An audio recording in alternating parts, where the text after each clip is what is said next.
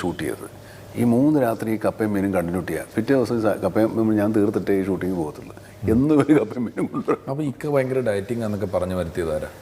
Dieting ഒക്കെ ഉണ്ടാ. എന്താ വെച്ചാൽ കപ്പയും മീനും ഒക്കെ കാണുമ്പോൾ നമ്മൾ ഡയറ്റിങ്ങിനെ പറ്റി ആലോചിച്ചിട്ട് വല്ല കാര്യം.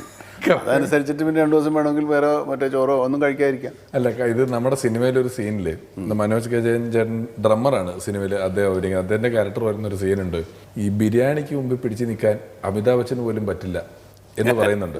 ഇത് ഒരു സ്റ്റേജിൽ എൻ്റെ ഒരു സുഹൃത്ത് പറഞ്ഞു. ആ സീനിൽ നമ്മൾ ഭക്ഷണം കഴിക്കുന്നുണ്ട്, ചായക്കട സീനിൽ ഉണ്ട്. ഇത് റോട്ടറി ക്ലബിൻ്റെ പരിപാടിക്ക്, അതുപോലെ ക്ലബിൻ്റെ പരിപാടിക്ക് മുമ്പാണ് പറയുന്നത്. ഇത് എൻ്റെ ഒരു കൂട്ടുകാരൻ സ്റ്റേജിൽ പറഞ്ഞതാണ്. പക്ഷെ അന്ന് അമിതാഭ് ബച്ചനല്ല, മമ്മൂട്ടിക്ക് പോലും പറ്റൂലെന്നാണ് അവൻ പറഞ്ഞത്. മമ്മൂക്ക് അഭിനയിക്കാൻ വന്നപ്പോഴാണ് ഞാൻ അത് അമിതാഭ് ബച്ചൻ എന്നുള്ളതാക്കിയത്. കാരണം ഇവൻ്റെ മിമിക്രി വിളിച്ചു അനൗൺസ് ചെയ്തു ഹോട്ടലിൽ.